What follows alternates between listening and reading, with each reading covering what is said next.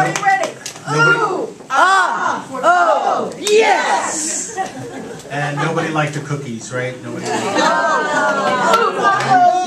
till we get to the chocolate. For the cookies. The chocolate. Yeah, you brought the chocolate bag out. You brought the chocolate bag out, and nobody's supposed to know about it. I didn't say that. See, in a room full of intuitives, that doesn't work. Like when I'm teaching healers training, yep, I see it. When I'm teaching healers training and a student asks a question, they're already intuiting 2 or 3 slides ahead of what I was about to say. And I said, okay, I'm in a room full of intuitives, and they know what the slides are going to be. So let's open the business meeting. The annual UCM business meeting, May 6th, 2017. And let's see.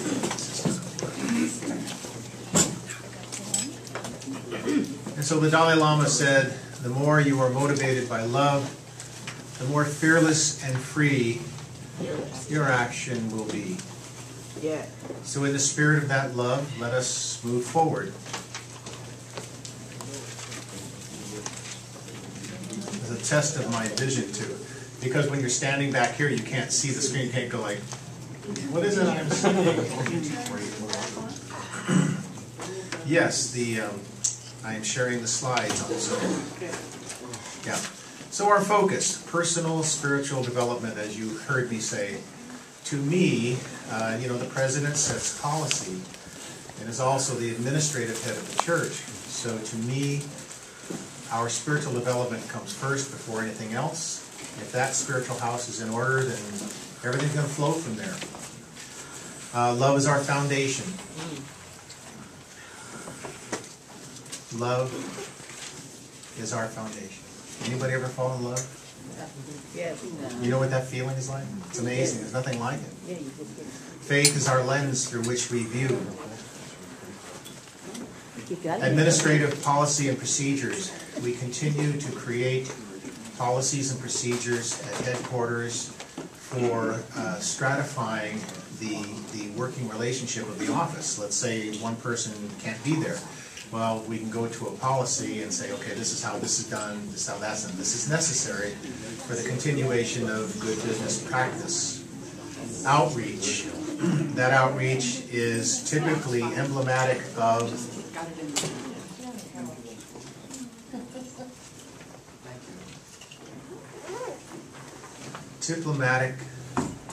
typically emblematic of social media networking, and Sean has some really good words to say about that a little later in the program. What's that? Dirty looks at me and goes, and I went, And then he said, and she said, opening prayer. Well, see? April just did it to me too. She was like, After the prayer, sounds like two syllables. see, if I had read the program, Like a well, let me ask you this then. Did we have someone assigned to give the opening prayer? Moy? Me and then you. That's the name of the song? And Mel says, look, right here it says. I think he just volunteered. Didn't I say there was a flow to Did I this? put you down for the entertainment tonight? I think I've just been put down. you put him down. No, I he's was good. the He's good. most gracious spirit that represents that foundation of love and who's willing to smile and take things out of order. And say there is no time. We come to you knowing that we are one heart, that we are one mind, and that each of us in our hearts are completely, totally open and yielding to walk that most sacred path of faith and love, to enlighten our load in life, to recognize the continuity of spirit, that there from lifetime to lifetime we go to experience the fullness of what you represent as creator, We also know, Creator, that there really is no I or thou. We really know that we're not praying to something outside of ourselves, but that we're praying to the wholeness and the completeness of that which represents the infinitude of love itself, of which we are indeed that. In this moment and in this place, we call forth and ask the presence of those guardians and protectors of the several directions, of those that have come this way before, of those who have been past presidents of UCM, the founders, of those that have been ministers and serve also now from the astral and the causal dimensions, of those beings who represent light and loving wisdom, who come here as our guides, who come here as masters, who come here as those who would help to keep us in a spiritual focus of who best can work and best agree. And in the name of what that sacred path represents, and in the name of what we call God, the all, the love, the ineffable, we pray. And so it is, and so it shall be. It is done. Amen. Amen.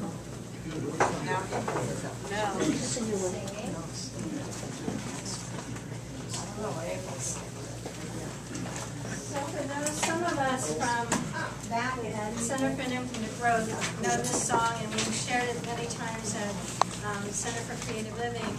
And so I encourage you to join in and call in spirit. Richard's named it. Now we're going to actually energetically add our frequency to it by singing Sweet, Sweet Holy Spirit. We're going to sing it 3 times. One for our minds to really make that connection, one for our hearts to make that connection, and one for our spirits to make that connection. So if you join with me in singing Sweet, Sweet Holy Spirit. Written by Sandy. Written by Sandy. May the Sweet, sweet Holy Spirit fill this place. May the sweet, sweet Holy Spirit fill this place. May we wrap it all around this feeling that we found, and may the sweet, sweet Holy Spirit fill this place. May the sweet, sweet Holy Spirit fill this place. May the sweet, sweet Holy Spirit fill this place. May we wrap it all around this feeling that we found, and may the sweet, sweet Holy Spirit fill this place. May the sweet, sweet Holy Spirit fill this place. May the sweet, sweet Holy Spirit fill this place. May we wrap it all around this feeling that we found, and may the sweet, sweet Holy Spirit fill this place.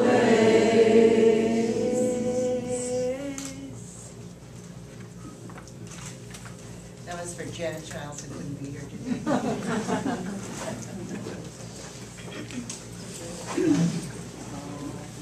Thank you so much. I always love it when the feminine principle stands up and says, well, there's a few other things that need to happen first.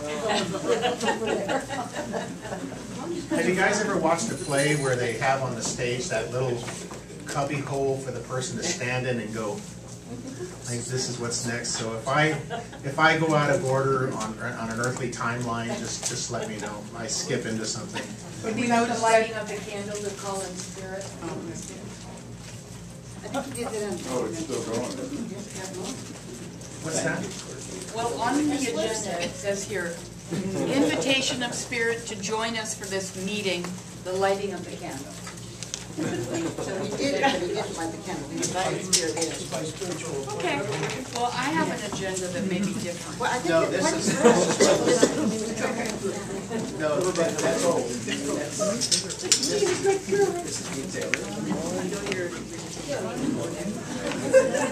And then roll. I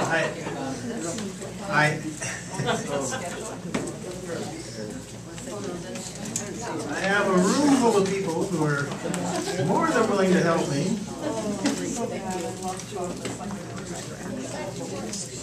I got it. Do I have a candle?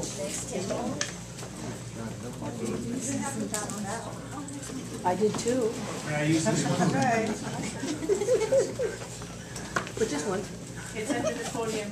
Yeah, I was gonna say, Bob, it's the lighter on the podium, it's the altar. We're okay. I think. No flame door, so I don't see it. Never mind, thank you. He's got one. He's got one, Bob, thank you. Oh, No, he's got one. you can't hurt the light, too. We're losing our lovely spiritual energy. I think we're all right. No, it's ultimate.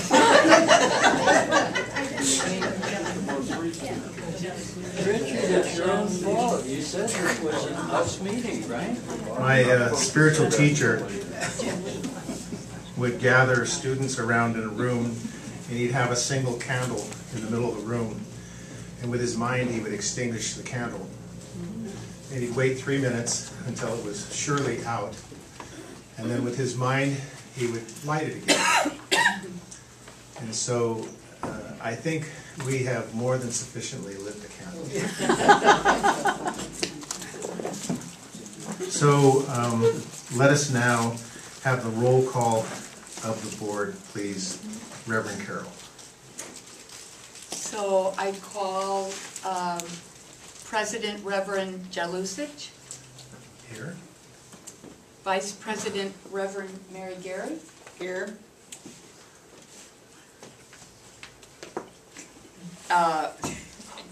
please don't mind me here. Reverend Deirdre Layton. Here. Reverend Eileen Augustine. Here.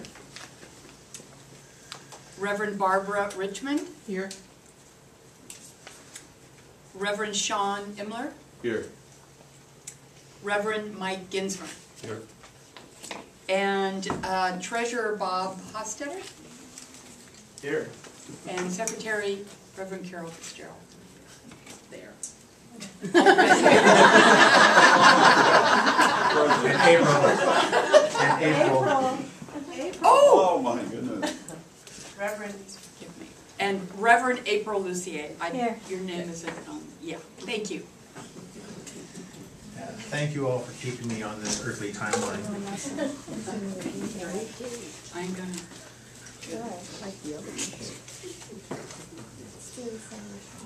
We have our one person who is zooming in, and then what they see is what you see on the screen, on their screen.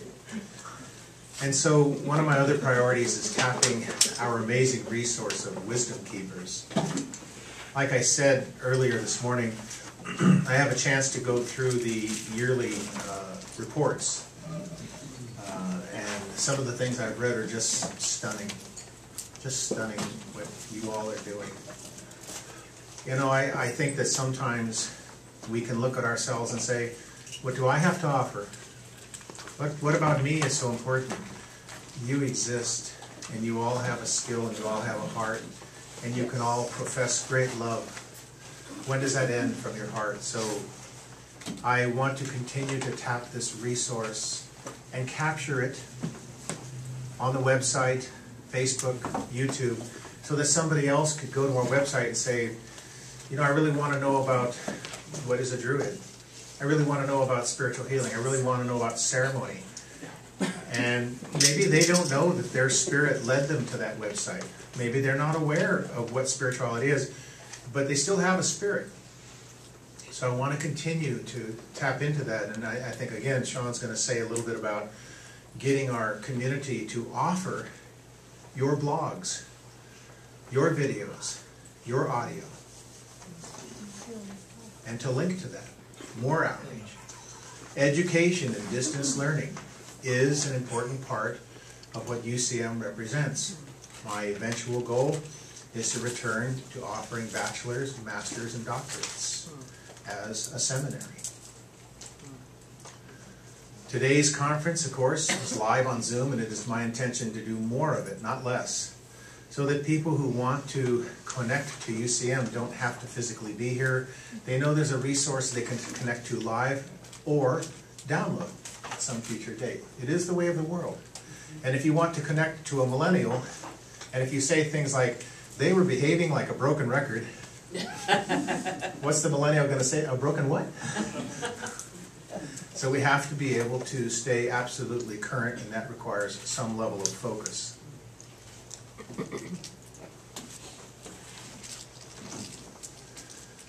It is happening.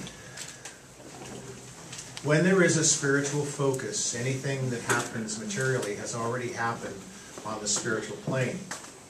This is an us united in spirit, and we are energizing the spiritual plane. And one of the physical manifestations is this weekend there are 8 candidates for licentiates in ordination, plus 1 in the queue, I think, for next week. I'm not sure. There were 5 candidates for election to the Board of Trustees. Instead of just hoping to find 2 for 2, we have 5. I'm very encouraged by that. Remote versus on-site, that has to do with me. Right now I'm a huge hit on the budget because I don't live here. I come to San Jose, but my original premise was to be here 4 times a year. That's not going to work. So I am coming more often to physically be here and to be here for you, to meet with physically. It is a budget expense, but it is something that I feel is very important. The board has been very loving and supporting and agreeing with me in this way. Our funds investment, which we will talk about a little later, have gone from market to savings and now having dividend earnings. Our amazing sponsorship committee, like I said, you want to talk about work that's been going on behind the scenes. When I was an engineer, there's a saying, where were you when the paper was blank? So when you want to completely remodel something and take a fresh look because you're living in an era where the consciousness is dynamic and shifting, what do you start with? Heavy questions. And I'm so proud of the sponsorship committee for taking on the real questions, because when I tell my students the hard questions are my favorite, because those are the ones we have to work with. And skeptics, bring them on. They're my mostest, favoritist people. Because they ask the really cool questions. And a true skeptic, if they have the truth, then they must say, okay, this is truth. Like Yogananda said, the truth is unafraid of questions. Social media networking, help with getting the word out. That's our constant endeavor. Education updates, including Tuesday evening lectures. We have that filled out for the year. We're always looking for more. That means you. And weekly notes from the president. I think since July I've put out 38 weekly notes, which I will continue to do. Membership statistics. According to what I heard from Corky, please correct me, Corky, if I'm mistaken. We don't have any new students at this moment. No. Just starting a new course. Just starting a new course. We have 5 in queue for ordination. Yes. As students. For credentials, we have 3 ordinations, which are called reverends, and 6 ministerial licentiates. We have 23 charters. Reverend, please excuse me for reading the laptop. We have Reverend Marlene Smith, who passed. She was UCM Charter 706. Our membership is 275. We have 216 reverends, 63 are lifetime members. 34 ministers, and 25 healer practitioners. And you can see this clearly, right? Yes. Okay. I asked Corky if she would make me a composite graph of 10 years running, because I wanted to know how many reverends, how many licentiates, how many healer practitioners. And of course this is so small that I can't quite see which is which. So the reverends are the blue, and the ministers are the red, and the healers are the green. Okay. And to date, for this year, we have 5 ministers and 4 reverends, and in the pipeline, 2 reverends, maybe 3. So it may look like in 2011 there was a huge surge, but again, you know, when you look at success or failure only quantitatively, it's very alluring. It's very sexy to say, well, more is better.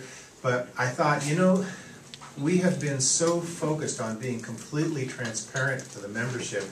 I thought, well, what if we just show you what's happened in over 10 years? So at a glance, you could see where we are in the number of ministers. I think this is important for us all to know.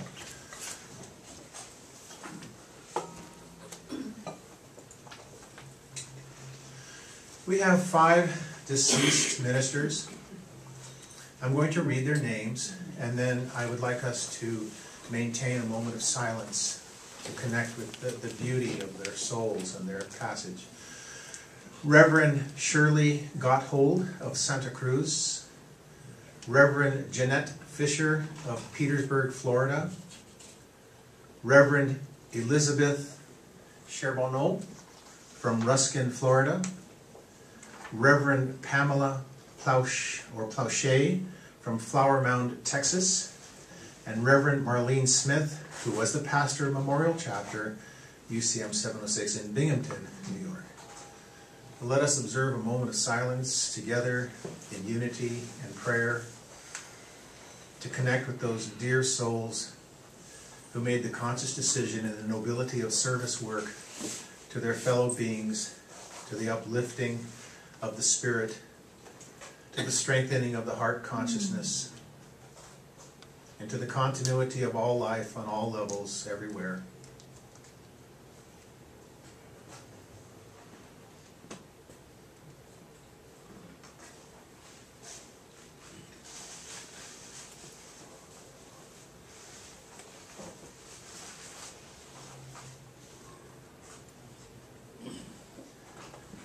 And so it is. So it is.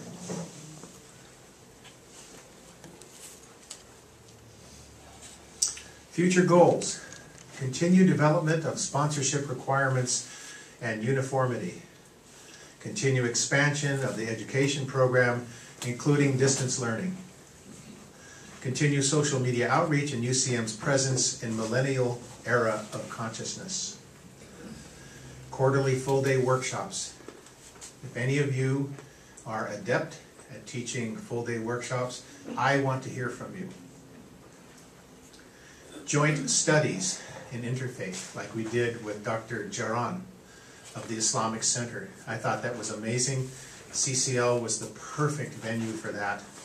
I was so taken that I think there's more that we can do. And that not only includes those faiths coming to us, it includes us coming to them. Can you imagine a UCM minister going to an Islamic community and giving a lecture? Can you imagine any of you doing that and explaining what UCM represents? Mm-hmm. Yeah, you can. And you will. No, God, I would love to. And your lucky lotto winning numbers are...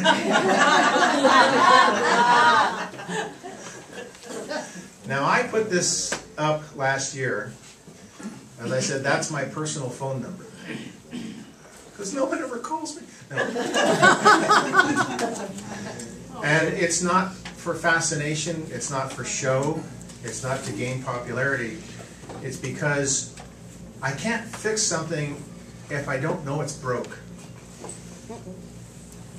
And I'm placing the responsibility in your hands. If you need something, if something must change, if you have an issue, I want to know about it. How many people from last year do you think called that number? Maybe. I think I've called you. You will. One or two. That's neither good nor bad. But the reason that phone number is up there is I'm saying to you, here I am. If you need something, if you want something, let me know. Otherwise, don't complain. I love you very much. And I'm here because my heart desires to be in service to you. So take this as my act of love. Contact Corky at the office, contact me, let us know what we can do. Richard, we all love you too.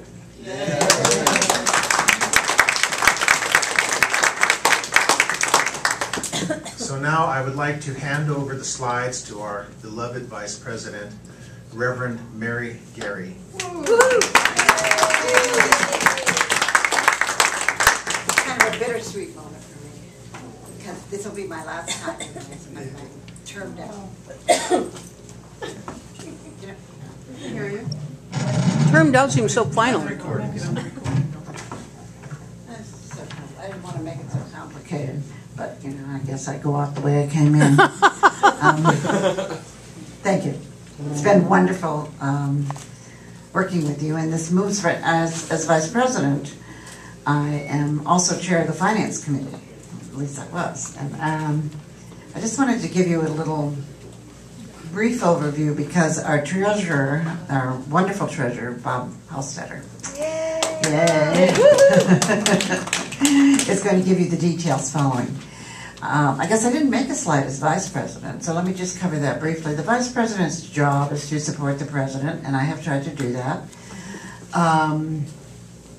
It's also the job to see that the policy and procedure manual is intact and that the calendars are kept up. There are certain administrative things that the Vice President does, and I have done those to the best of my ability.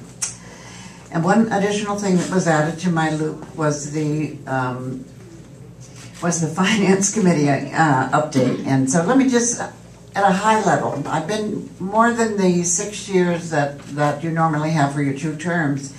I was the person with Reverend W. Harriet who performed the audit of UCM in 1910. I mean, it was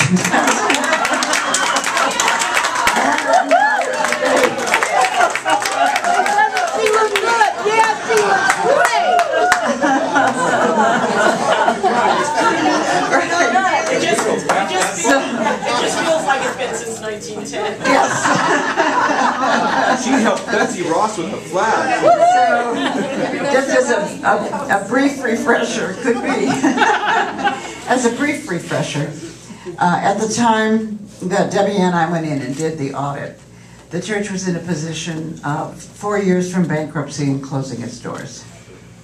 There was nothing funny about how the money had been used.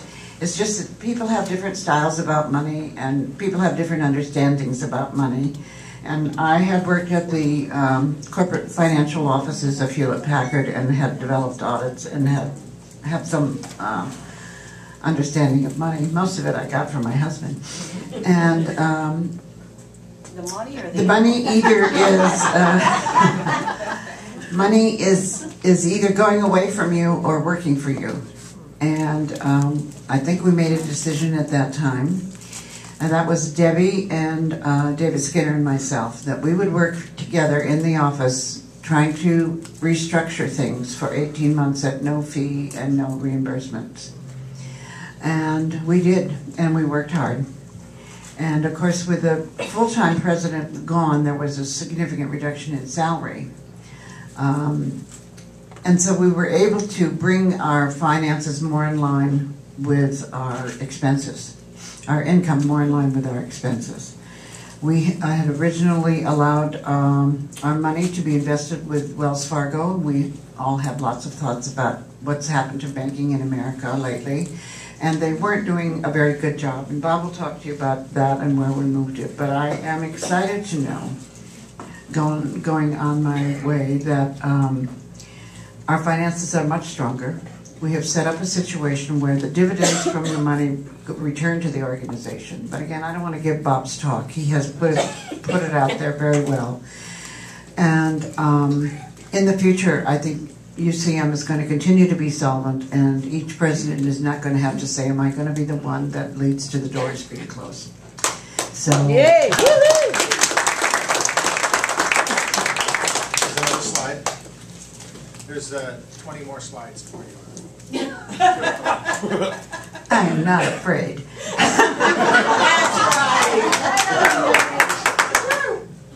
That's it. Oh!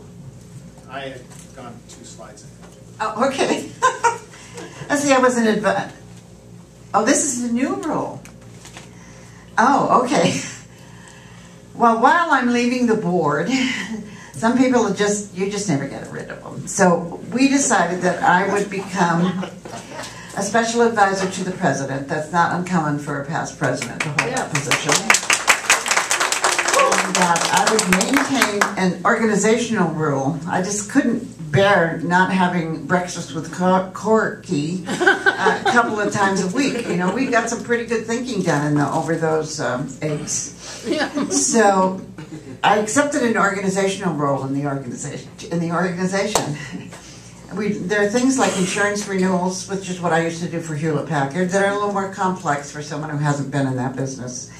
There are state registrations. You have to be registered in a state for a minister to perform ministerial activities.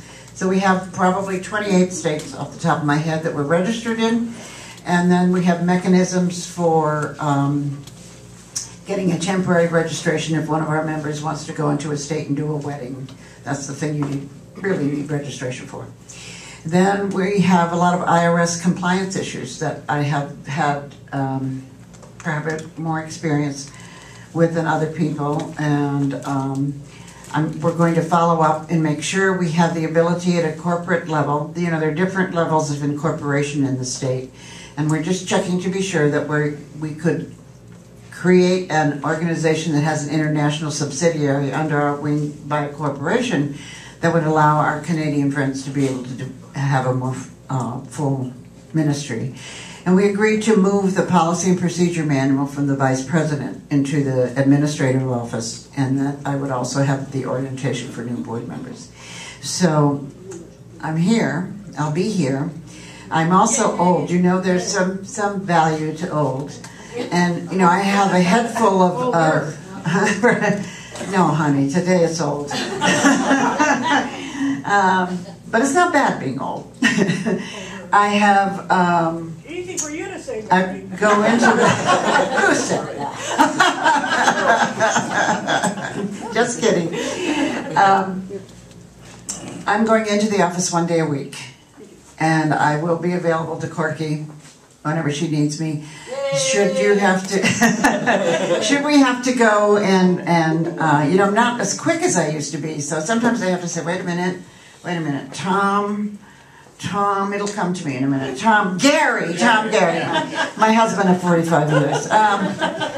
But I can usually pull it out of the bank, and we can go forward with the information. Sometimes it's really helpful to know. I've had to deal with things that haven't come up for other board members, and especially while we're working through this rotating terms.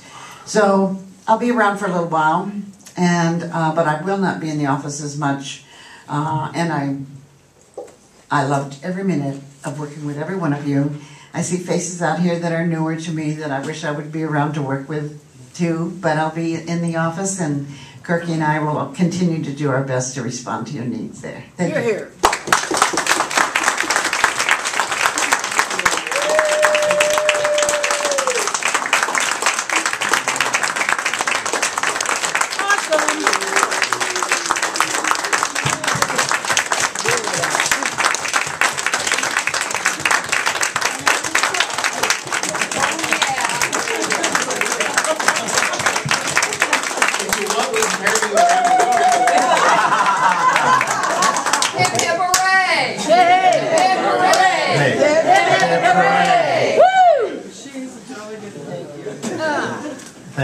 Thank you, River Mary.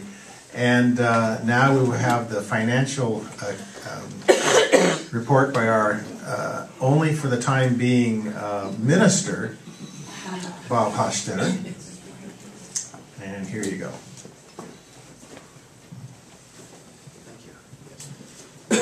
Thanks very much, everybody. I'm going to start off the financial report with that, talking a little bit more financially about the last 4 or 6 years. So I'm going to start with that. I believe you're really going to enjoy this financial report. I bet you've never heard that before. But what I'm talking about is where our spiritual rubber meets the hardness of the road. Okay, as Mary described, we've had... Can you move the... Next slide. Yes, please. I have to learn how to do this. No, back up. Quite a few. Excuse us for... Oh, at least more. A couple more. No, I guess they're missing. Not too bad. Well, wait. There's 1, 2, 3. Back up. Back up. I guess... That's the first Oh, one. that's the first one. Yeah, no, I think there's a couple missing. Any event, let me then use my hands here. As Mary described, we were very close to having to close the doors in 4 years, and that's a shock. But through a lot of work of Mary and Debbie and my forebear, David Skinner, with a heck of a lot of work, and finally figure out what was really happening in the finances, and we were burning through savings at a huge rate. So, and we owe a huge debt of gratitude to Mary and Debbie and David and everybody else who helped change the direction of the church, and that goes with the people who finally decided to change the board of the church so they could move in new directions. So we owe gratitude to those people. And so we decided to change, and changes were necessary. And the first thing was that the leaders volunteered to lead this church as volunteers.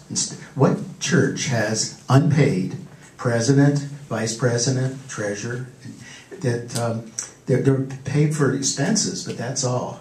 And we owe a huge debt of gratitude to Richard for coming in and being the president of our church as a volunteer. That's amazing. So that really cut back on expenses. Headquarters were in this great big beautiful building with lots of classrooms, and that had to change because we just couldn't afford that. And like I say, we had the elections. We just all went through board elections. That's not an academic issue, because changing the board is how this church has changed, is when people started asking questions and said, hey, we want to know what happened in the board meetings. That's what changed our church. So it's all of you and all the people who asked those questions that we owe a lot of gratitude to. So we're changing the church. We now have a new board that's active as hell, passionate about being open and for you to know exactly what our budgets are and what we're doing. That's very passionately what the board wants to do. So that's, I think the generosity is what we need to acknowledge their generosities. So the church, my feeling is the UCM church is being reborn. And again, thanks to Richard and Mary becoming an administrative advisor with all of her wisdom and knowledge, that's just huge. Oh, and by the way, if anybody has any questions about the finances, my door is open. I want you to contact me. I mean, you can't ask anything about finances in a meeting like this. You don't have all the numbers in front of you. If you ever want to see the numbers, come see me. We'll spend an hour and go through QuickBooks, and you can see all the numbers. I make that as my offer of openness in the way that we want to do things from now on. Okay, so the current status, as of now, for 2016, I should say, is we are in the black, the red. We're our expenses are exceeding the income by like $24,000 a year. And but don't before you get worried, wait. There's more. Yep. Okay. Then a wonderful thing happened. Great. Now we're all together. Then a wonderful thing happened. Lance Korbenick, bless his heart. I'd love to have a picture of Lance so we could really appreciate this gentleman. He gave us nearly $400,000 from his estate. That tripled our savings. So instead of going out of business, we now have a lot more savings that we can hopefully not be burning through. But that, along with all of the savings of the changes in the church with the volunteers and cutting back everywhere we possibly can, we're in quite good shape. So any event, at this point now we have almost $600,000. What to do with that money? What are we going to do with it? We could put it in a big party. Yeah, we could, put it in savings like Mary suggested, but that's less than 1%. Are we going to invest it in ordinary accounts? No, we're not going to do that because many of those are losing money. So what we're doing is what some people have been doing is we're going to invest only in companies who have dividends. Any dividend-supplying company is an inherently stable company, so that's a good thing to do. The other thing we're going to do is take out these dividend earnings and leave the principal untouched. So that way, that'll allow the principal to be untouched, and that's a very good thing to do. And we'll use this income to reduce our need to raise the ministerial fees, annual fees. If we increased our annual fees, we could raise a lot more money, for a little while anyway. And that's not a good way to go. So, now that we have this money, exactly who are we going to invest it with? Well, the name of the company is a Wealth Management. And there's quite a few nice things about Wealth Management. It has a history of being a highly rated firm, investment firm. The second thing is it was chosen by Hewlett-Packard. They did a study of investment firms because they wanted to recommend to their employees a good investment firm to invest their own personal money. And this is the firm they came up with, and it's a very good company.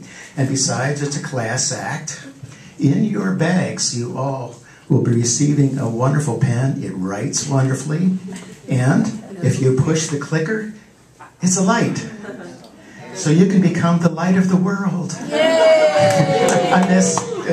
I miss Virginia Scene so much. She had a little thing that she would turn on. You become the light of the world. So I'm sure you want to see the financial charts now, because you couldn't go without seeing this. Yes. Okay. First is the expenses. Of course, the biggest expense. Some people use laser pointers. I'm old school. The office expense is the biggest, about $23,000 a year. The next thing is the payroll to Corky. And talk about blessings to this church. Corky is a huge blessing. We should give her at least double her salary for things. Because I don't think I make that much. Somebody else's salary's in there too. Yeah. That's before tax. Per hour, yeah, I'm not sure it would work out. But Corky sits at the desk so that anybody calls the church, she's the caring person that answers the phone and keeps everything organized. Money coming in, money going out. So Corky's a huge gift. The third expense is the board expenses, just travel and expenses to keep the board going. Everything else are things like travel, state registration, website. Sean helps keep our website up and running and current. And thanks for that, Sean. And if you hired a firm to do this, it would be a heck of a lot more than that. A financial... It doesn't go to Sean. Oh, that's just for the website, for the website, okay. Okay. Sean does a great job, that's all I know. Okay, there's insurances and other things. So these are the, as you can see, the big things are the rent for the office. I don't know what the rent for the old office was, but it was a heck of a lot more than this. Okay, and now the income. Well, the income is from all the ministers, is about $21,000. Contributions is $6,500. New credentials coming in is 2.2. And the classes, anytime you attend a class and pay, that's part of this piece of the pie. So thank you so much for coming into classes. And now the new piece of the pie that's filling up a lot of the pie is this dividends income. You can see it's not insignificant. By getting these dividends, by putting the money into an account that we only take out dividends, it's helping make it so we don't have to increase the price for annual renewal with this church. Comparing them, just one more slide. Thank you. This is just table form of what you just saw, and you can see the shortfall is like $12,000. That's higher than what we're expecting it really to be. It should be more like $8,000 to $10,000. But as you can see, this is chewing down our savings, but at a slow enough rate that it gives us a chance to grow. That's what the Corbinic bequeath did for us. It gave us time. Instead of 4 years before you close the door, this is more like 40 years. Oh, and also the fact that we reduced our expenses. We now have time to grow, to figure out how to get into the world better, and to make the church grow. Bob, I have a question. Yes. When I give my donation every Sunday to CCL, does part of that go to UCM? No, that's one of the differences between UCM and a lot of other churches. UCM has a lot of chapters, but they're not big, prosperous chapters that send $10,000 or $100,000 to the parent church every year. We don't get anything. And so this is just for keeping the headquarters doors open. Thank you for that question. $200 a year. Bob, Yeah. can you just explain that the donations don't come? Yeah. Okay, that's okay. Let's get through. With your question, when you said, do your donations come? CCL gets that. What he has said is that the membership, the charters, when someone takes out a charter, all those fees come to us. And anyone who wishes to make a private donation to just UCM, then that comes. That's what I want. Or anyone who buys something at the silent auction today. Yes, exactly. Now that's supporting the UCM parent church. You took one of my punchlines here. So, okay, Richard, the final summary? Bob, can I make a statement to that? Oh, please, Dottie. The difference is UCM pays, what, $1,500 a month for rent? Right around there, isn't it? Right. Yeah, and CCL pays $5,100 a month for rent. Nobody was saying that. Really? That Yeah. we were saying you don't. That's the way we're structured. You keep your money for yourself because you That's have what your I'm own saying. expenses. Oh yeah, Dottie, that was not a plea for. No.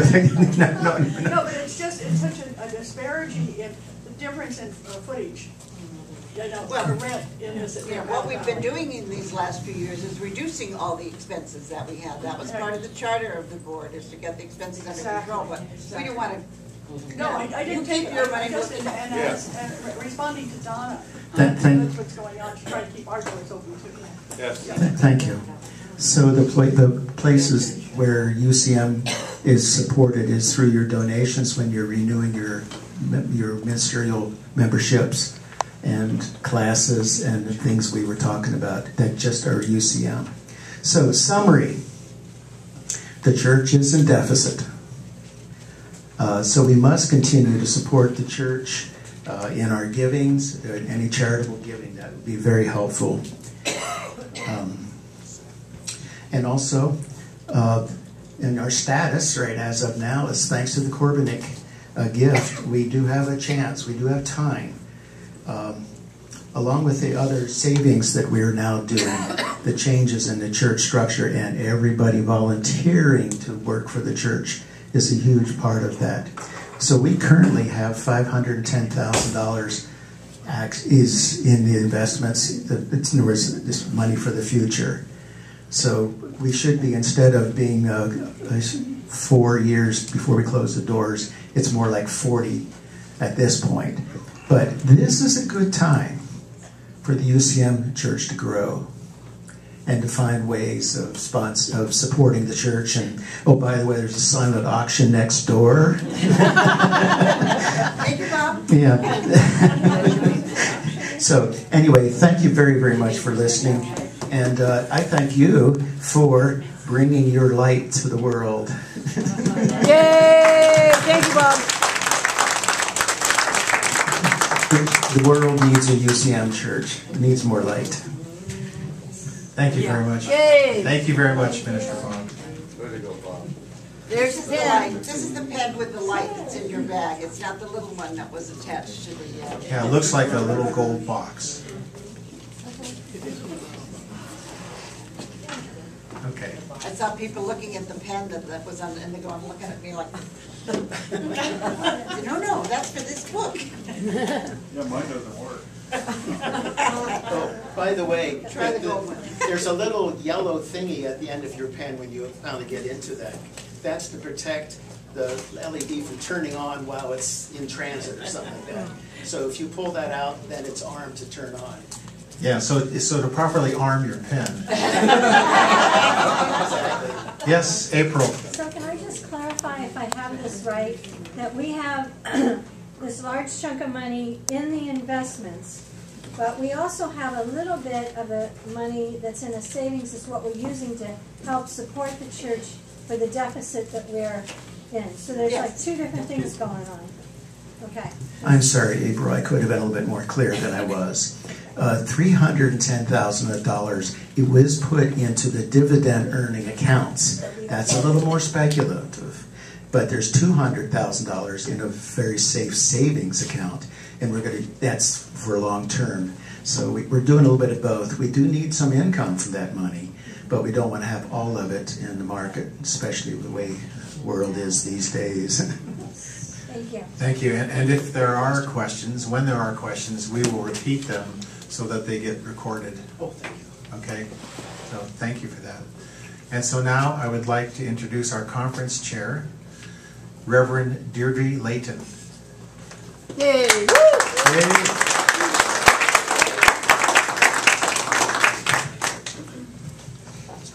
You know what? It's been a real honor to be able to come and to do this, and as like I said this morning, to work with everyone.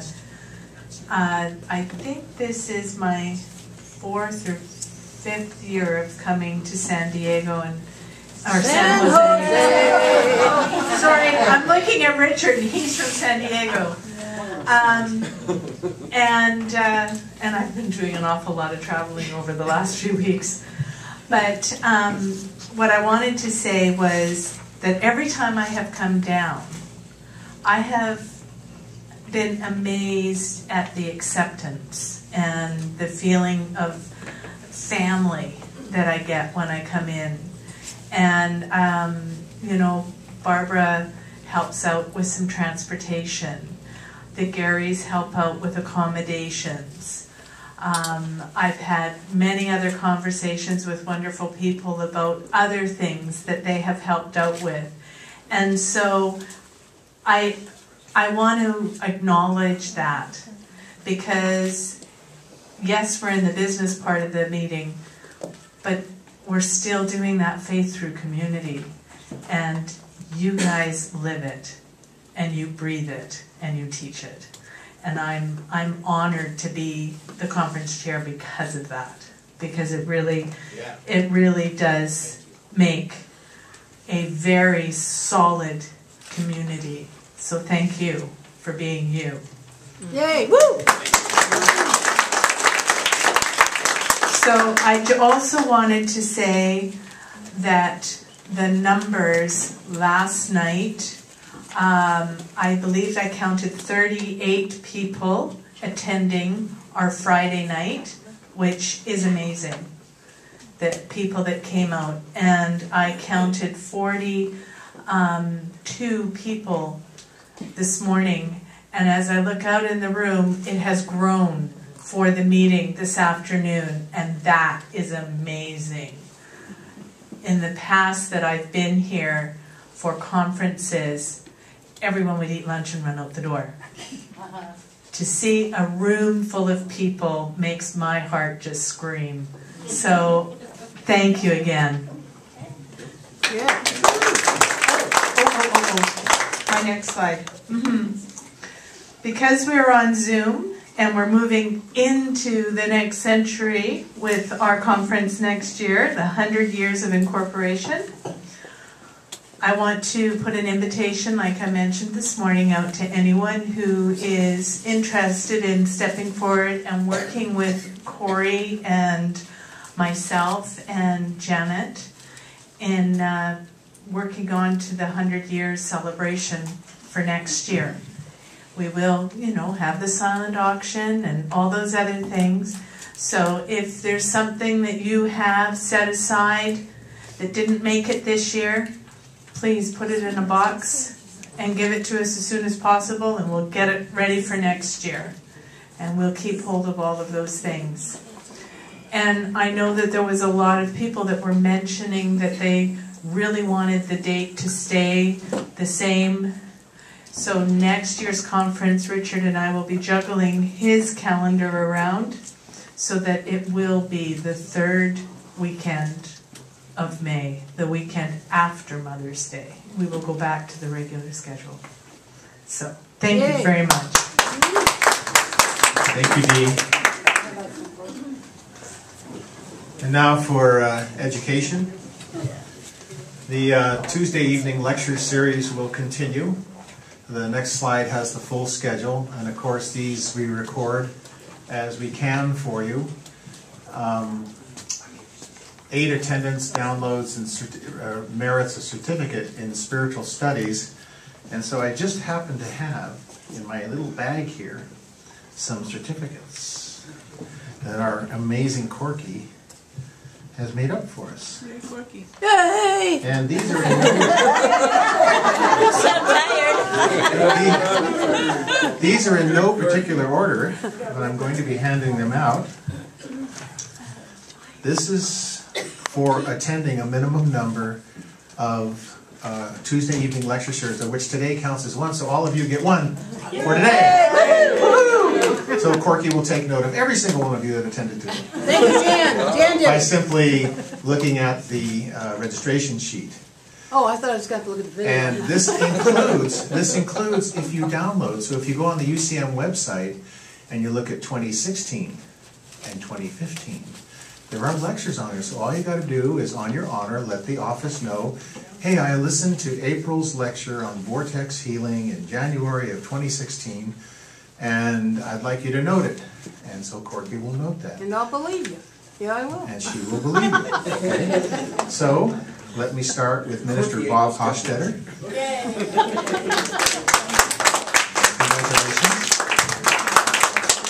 Congratulations. I love this part, in giving out stuff.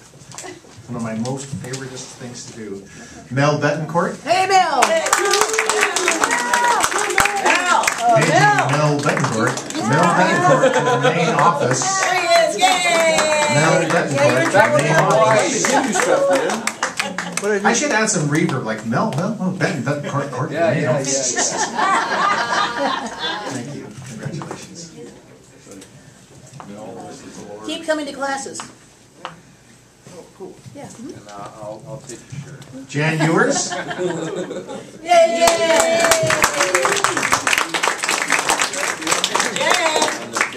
There she is. I'm here. Oh, I thought you were in the other room. No. I keep moving. moving. Congratulations. Thank you. And again, thank you, Corky, for printing them out, Oh, you're more than framing welcome. them, and all that work Absolutely. that goes in behind the scenes. It looks easy to have a bag full of goodies, but I Hey, just want baby, you I've to got a know, bag full of goodies. I do think about all of the effort that so many of you do behind the scenes. I'm very appreciative. Jim Marnie Pettix. Hey!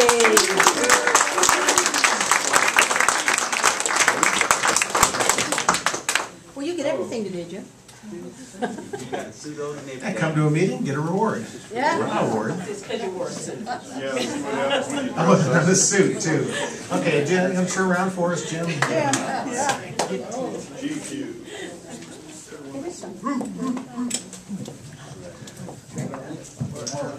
Thomas Gary.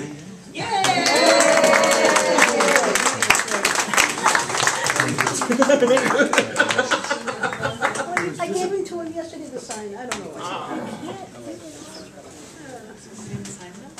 No, he was supposed to. Or I guess I did. Lynn Rogers.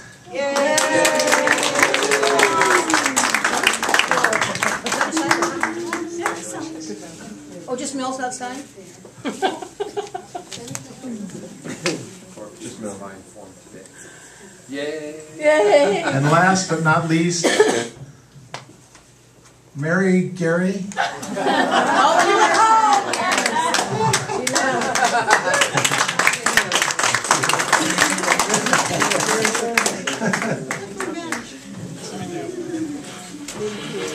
Mary's didn't sign either. So you didn't sign two. Maybe they were stuck together or something. I don't know. Okay. The website has an updated education menu. All the lectures are now uploaded, and Sean will talk a little bit to that, how it actually records and lets you know how many people have actually downloaded the files on there, so it is growing. And Dr. Giron's lecture, Islam's Jesus and Mary, the lecture he gave here in CCL in February has been removed from the website at his request because he felt there might be a conflict with his professional work at the university. So at his personal request, we've taken it off the website. Here is the remaining schedule for the rest of the year, and I see I left Sean's name misspelled again. I changed the N to an M, but Sean, my apologies. You are up next in June for Containers, Directions, and Other Sacred Things, followed by Tom and Mary talking about twin souls. In August, it'll soon to be Reverend Jim Marty Pettix, who will talk about PTSD from the inside. Then Reverend Corey Gott, Healing Stones. Then Reverend Dr. Eileen Augustine, By Earth, Sea and Sky, tapping into the spiritual magic of the natural world. In November, Reverend Carol Fitzgerald, Speaking of Dying, and then our special Christmas service. So now I have a slide that, two slides actually, that I wanted our Reverend Dr. Eileen to talk to, just basically about the ministerial training program. She's helping me on the education committee. Oh, it's on there, cool. I'm really excited about the educational program for the ministers. I mean, it is so amazing to be a minister, and it's so amazing to be a reverend, and to be able to have people feel comfortable at stepping up into that. You know, people say they want to be in service, they want to be able to help others, and you know, really take on that aspect of service into a much bigger way. And yet, you know, there's that little voice inside that says you don't know enough, you know, you're not trained enough. And it is so wonderful to be able to be a part of that, to be able to be a part of people stepping up into their own empowerment, into their path of spirituality.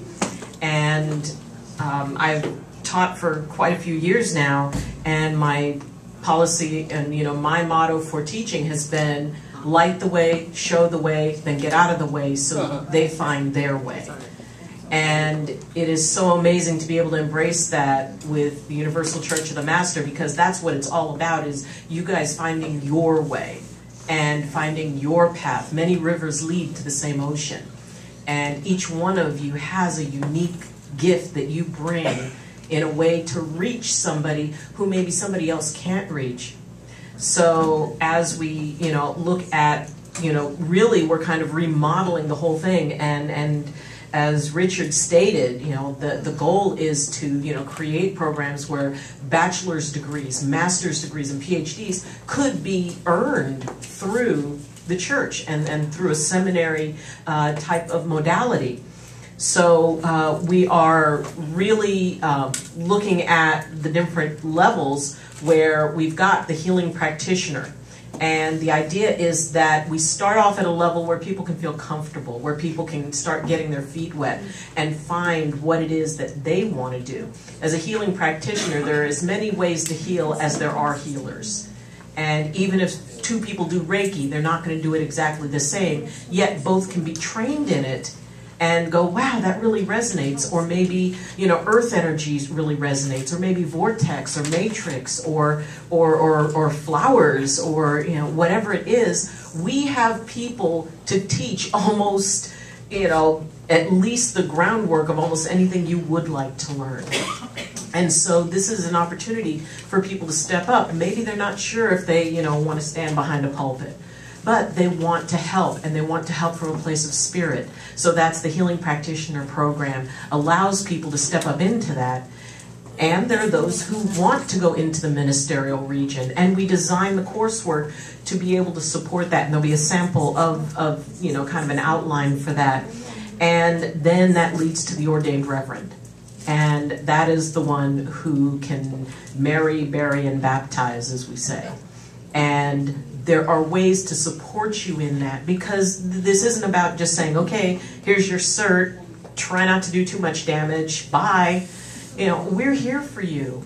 This is a continuing relationship. This is a spiritual agreement that as you step up into your own power in whatever way of service that you want, that we are there standing with you. If it's like, wow, I'm not sure about how to do this, you can contact any one of us and say, hey, who can give me more information about this, and we can get you that contact.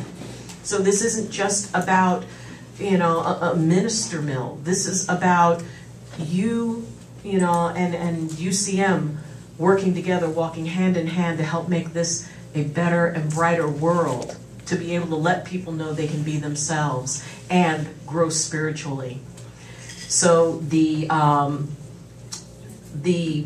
learning method is generally didactic. So there's a lot of lecture opportunities, and we've got different people who can teach on a lot of different levels. And Dottie Boone has taught some phenomenal classes on psychic development. And and I'm looking forward to her helping me out with that. So that's going to be a lot of fun, because I like her classes too. But then again, she already knew that because she's a psychic. So, where's those lotto numbers? So the idea that this is about your awakening. This is about, man, I've always wanted to do this. I've always wanted to step up. I've always wanted to be a part of something. I've always wanted to be a part of a church. But I need to be able to have that uniquely mine. And UCM is an opportunity for that. It's the universal church of the Master. That means each and every one of you is both sacred and tremendously necessary. You each bring a gift. It doesn't matter to me what your level of experience is. Have you ever wished something good for someone? Then that makes you a spiritual healer, a spiritual minister.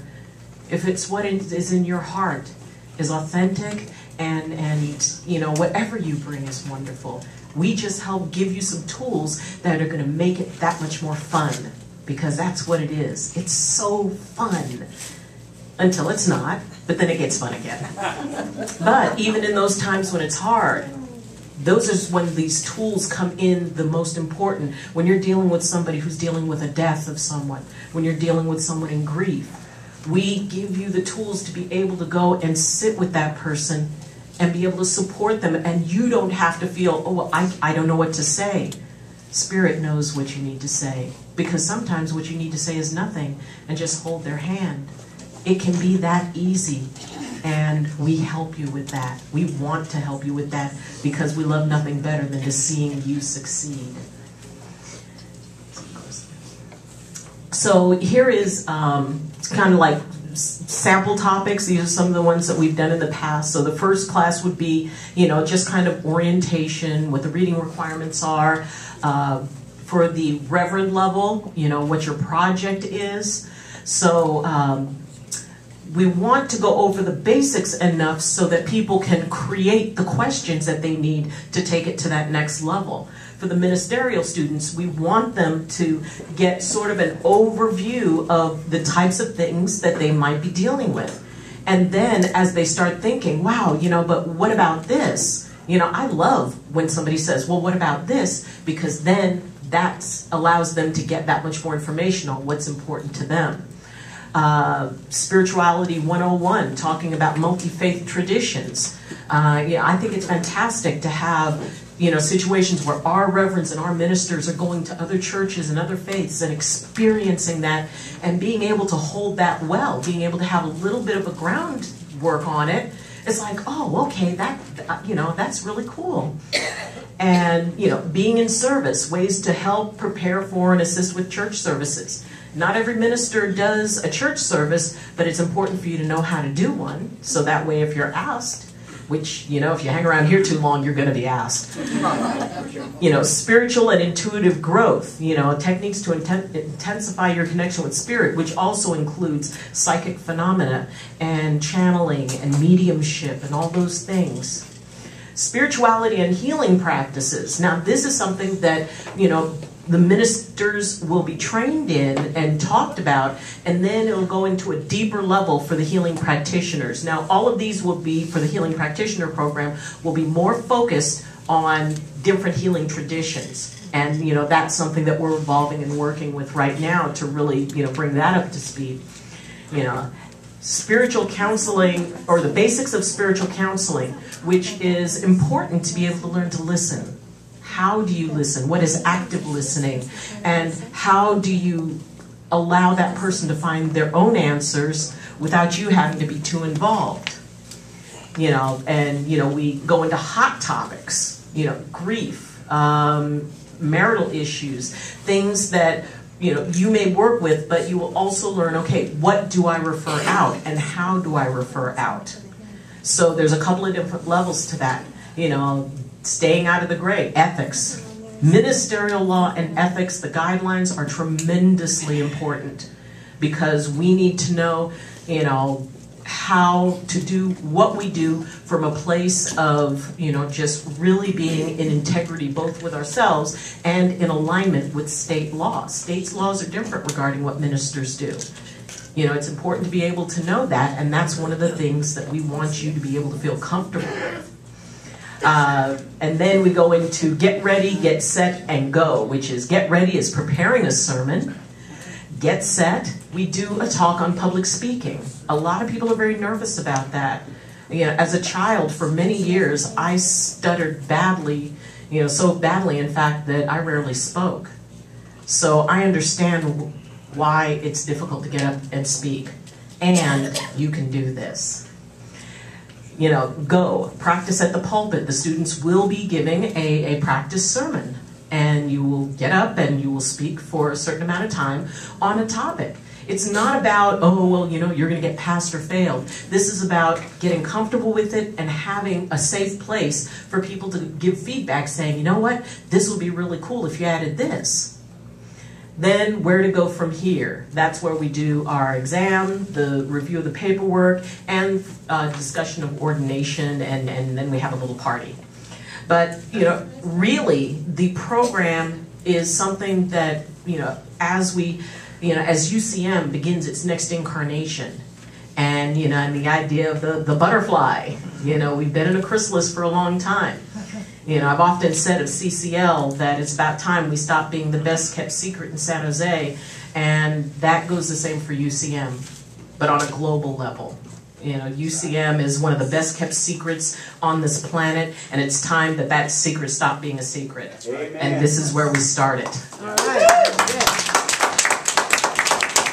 So if you, as I said, the system is evolving. If you have any ideas for this, please get in touch with me and let me know. It's like, you know what, I've got a great idea for a class, and just be prepared. If you tell me you've got a great idea for a class, there's at least a 80% chance you're going to be teaching it. You just don't know it yet. So, but I would love your input. I would love any ideas as to how we can evolve this system. This belongs to all of us. This belongs, the church doesn't belong to a single person. It belongs to all of us. And, those of us who have chosen to step up and help facilitate aspects of the growth of the church, we appreciate all the help and input we can get. So please feel free to let me know if there's any ideas that you have, or if you know people who are interested in the ministerial program or the healing practitioner program. Please let them know to get in touch with us. Thank you.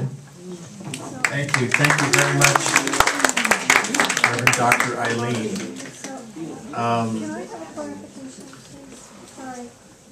What is that, April?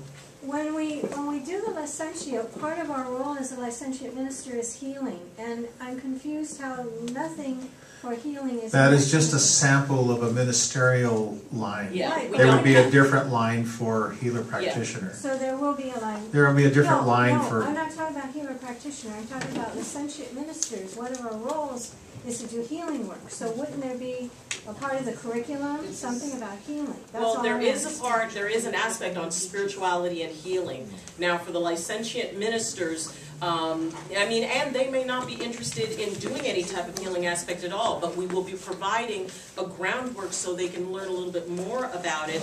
And then for the ones who want to go more into specifics, let's say we will talk about Reiki, but if somebody wants to become a Reiki practitioner, then they would be directed to a practitioner who would do that. So that aspect is going to be very much based on what the student is interested in, what they're looking for, and for those who want to go into that path fully, then they might want to just be in the healing practitioner path. But the ministerial students will also receive, just the basics in being able to understanding what is healing and what the modalities are. Whether or not you choose to have that as a part of your ministerial practice is entirely up to you. And for those who are not interested in the ministerial but really are interested in the healing practitioner, then it will be a full focus on the aspects of healing. So while there will be an introduction to it, there will be a foundation offered. The ministerial students will have the freedom to choose if they want to pursue that, or if they just want to stick with, say the ministerial aspect. Right. Does that answer your question? It's in development. So at this moment, why don't we take what we lovingly call a bio break? I like that. A short break for